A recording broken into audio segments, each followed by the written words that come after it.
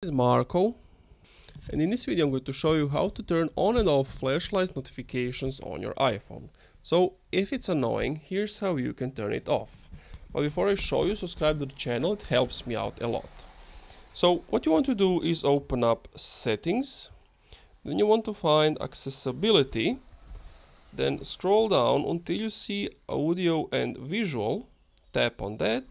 Then at the bottom you have LED flash for alerts. You want to tap on that again. And basically, if you want to turn it on, you just press this one so that it's on the right side. If you want to turn it off, then you just want to have it on the left side.